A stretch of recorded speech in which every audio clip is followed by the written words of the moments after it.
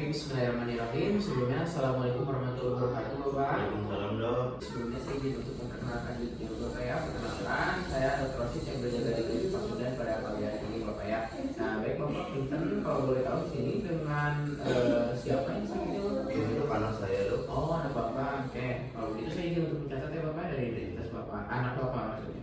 Baik, dengan anak siapa Bapak kalau boleh tahu? Hairul dok. Hairul, baik Bapak.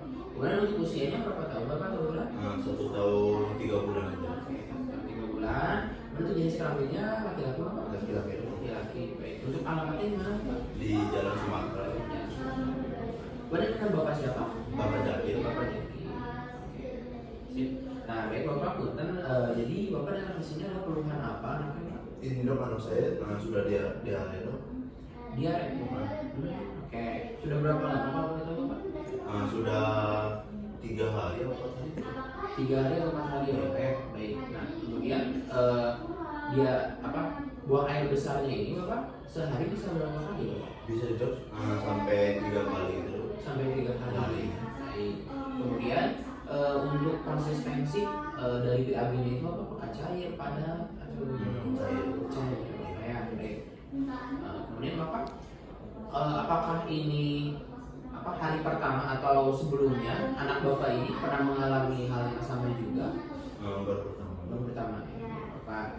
Nah, kemudian untuk gejalanya ini Bapak selain tadi ada buang air besar terus ya Bapak ya, ada gejala yang lain Bapak?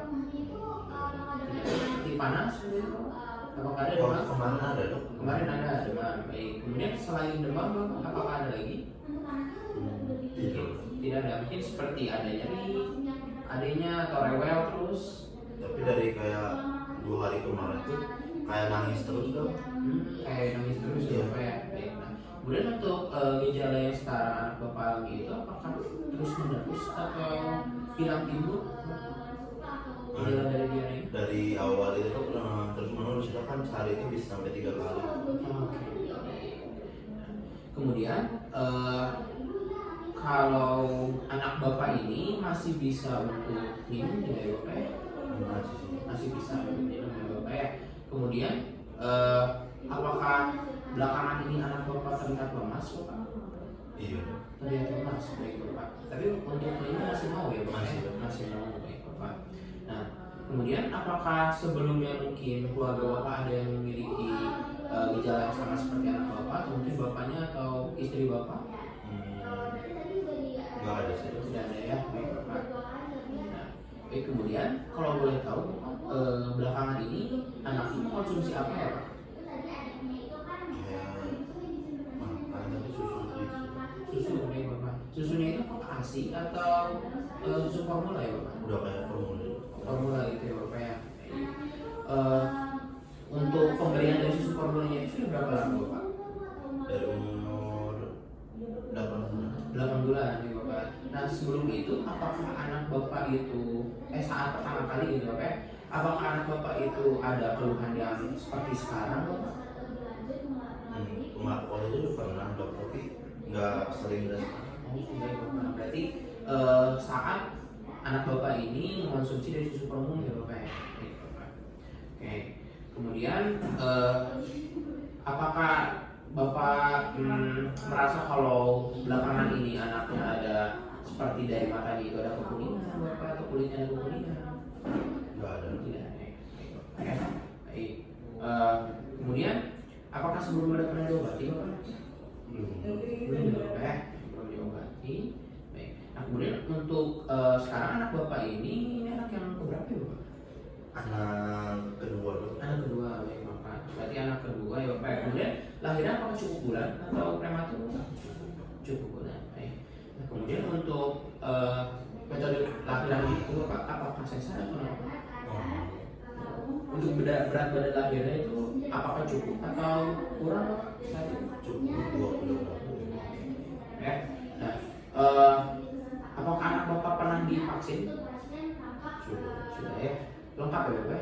Vaksin lengkap sudah. Kemudian kan sekarang anak Bapak itu 1,5 tahun ya Bapak gitu. Nah untuk anak Bapak ini apakah sudah bisa duduk sendiri Bapak? Oke. Untuk merangkak apakah sudah bisa Bapak? Bisa. Baik, kemudian untuk jalan, apakah sudah bisa Bapak? Bisa sedikit-sedikit. Oh, sedikit-sedikit, baik. Kemudian apakah Bapak sudah bisa berbicara lalelo seperti itu atau ayah, bunda, Bisa. bisa ya? Oke. Baik Bapak, mungkin di sini kita akan coba untuk melakukan pemeriksaan selanjutnya Bapak ya. Nah, nanti saya akan melakukan pemeriksaan fisik. Nah, mungkin akan sedikit kurang nyaman untuk kalian, tapi saya akan melakukan efektif untuk Bapak ya, seperti itu. Apakah Bapak bersedia?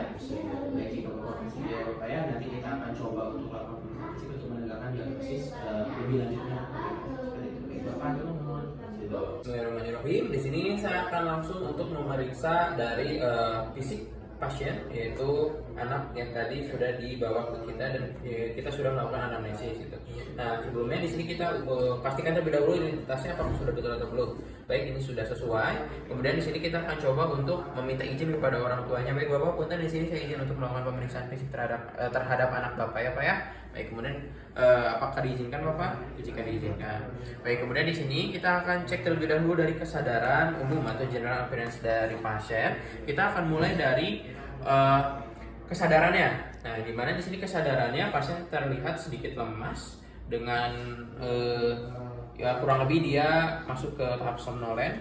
Ya, kemudian kesan sakit di sini kita juga cek yang dimana di sini pasien terlihat sedikit sakit. Kemudian untuk dari penampilan umumnya terlihat seperti lemas seperti itu.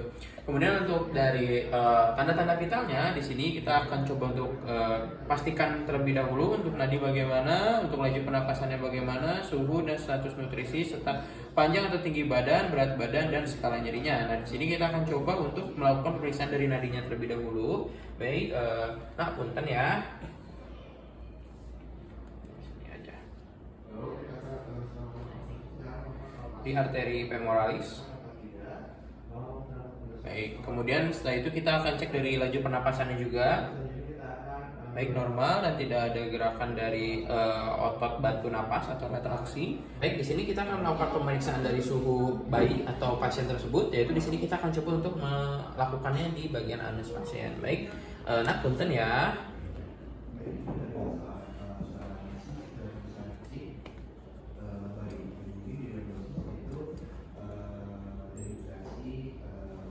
Punten ya, nah mungkin agak sedikit kurang nyaman gitu.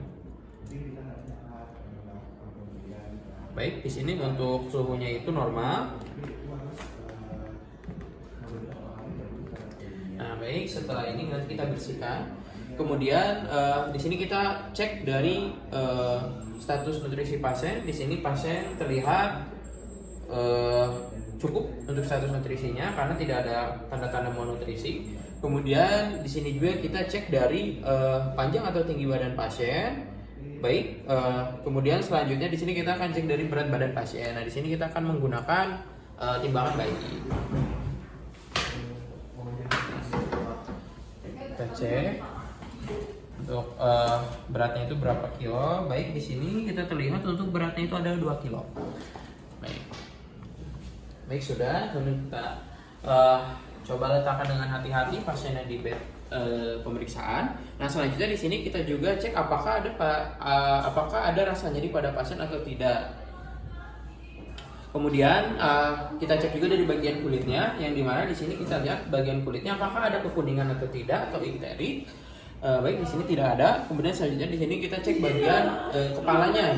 Nah, karena di sini dia sudah berumur 1 tahun lebih, jadi kita sudah tidak bisa untuk mengukur dari si ubun-ubun atau fontanelnya gitu ya.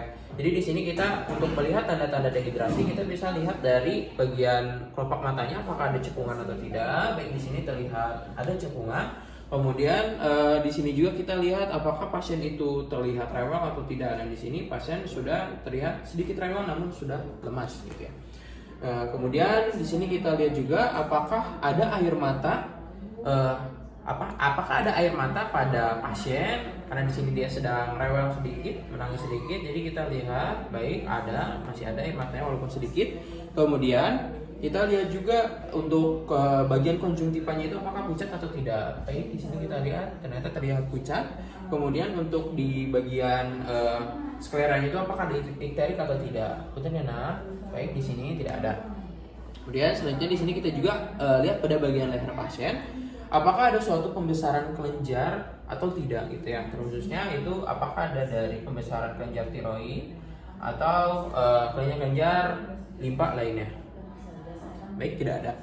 Kemudian di sini kita akan memeriksa di bagian dada pasien, yang dimana di sini kita akan melakukan inspeksi. Ya, kita lihat apakah ada usaha bantu otot napas tambahan atau tidak. Baik, di sini tidak ada. Kemudian kita akan lakukan palpasi, perkusi juga, dan tentu saja kita akan melakukan auskultasi itu di bagian jantung maupun di bagian nanti abdomennya seperti itu. Kita akan coba untuk melakukan kita akan melakukan auskultasi di bagian jantung terlebih dahulu.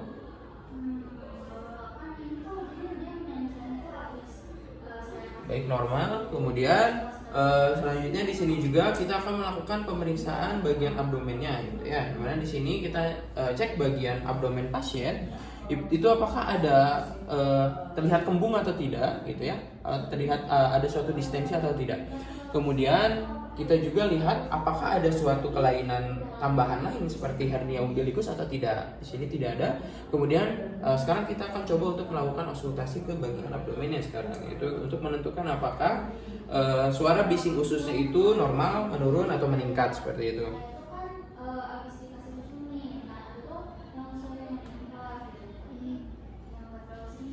Baik, di sini terdengar untuk suaranya itu sedikit meningkat seperti itu. Kemudian kita coba lakukan palpasi apakah ada rasa nyeri atau tidak dan apakah ada pembesaran limpa atau tidak. Nah, baik, di sini saat kita raba pasien tidak merasa nyeri dengan melihat dari ekspresinya gitu ya. Kemudian kita juga bisa lakukan dari cek pembesaran dari spleen atau lien gitu ya. Dan kita juga bisa lakukan perkusi yang dimana di sini apakah suaranya itu timpani atau hypertimpani seperti itu. Ikutin ya nak.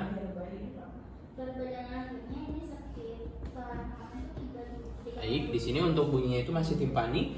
Kemudian kita akan cek di bagian turgor kulitnya, di mana di sini untuk pada bayi itu kita bisa lakukan pemeriksaan turgor kulitnya itu di bagian perut pasiennya itu dengan cara kita mencubitnya gitu ya. Ikutin ya. Baik, di sini untuk turgor kulitnya itu sedikit menurun karena kurang dari 2 detik seperti itu. Karena lebih dari 2 detik untuk laju dia bisa kembali seperti semulanya seperti itu ya. Kemudian selanjutnya di sini kita akan cek untuk melihat bagian anusnya karena ditakutkan pasien memiliki ruam. Ternyata ya. Dan kita juga lihat apakah pasien ini ada hemoroid atau tidak, gitu ya. Oke, kita cek. Baik, ternyata di sini terlihat ada suatu ruam kemerahan di bagian perianal atau bagian anusnya seperti itu. Baik, alhamdulillah ya. Nah, Bapak untuk pemeriksaannya sudah selesai. Nah, untuk diagnosisnya di sini saya menduga jikalau anak Bapak itu diare et causa dari intoleransi laktos ya Bapak ya, karena tadi hasil pemeriksaan hasil anamnesis itu didapatkan kalau si anak tersebut setelah meminum susu formula dia menjadi diare gitu ya. Itu kemungkinan mungkin nanti kita akan coba pastikan kembali di pemeriksaan lab ya Bapak ya, seperti itu. Dan mungkin selain diare juga ada tanda-tanda dehidrasi ya Bapak. Jadi diare et causa intoleran laktos dengan dehidrasinya itu ringan ke sedang seperti itu Bapak ya. Nah, mungkin nanti di sini nanti akan saya coba untuk berikan terapi awal yang dimana saya akan memberikan oralit ya Bapak ya. Nanti Bapak boleh diminumkan kepada anaknya yang nanti disesuaikan dengan dosis yang sudah saya tuliskan seperti itu Bapak ya. Apakah yang ditanyakan Bapak? Tidak ada. Baik, jika tidak ada Bapak, alhamdulillah. Apakah sudah mengerti Bapak? Mengerti dong. Baik Bapak, alhamdulillah ya. Nah, kalau begitu sudah selesai. Semoga cepat sembuh ya Bapak anaknya Bapak ya. Baik, wabillahi taufiq wal hidayah. Wassalamualaikum warahmatullahi wabarakatuh.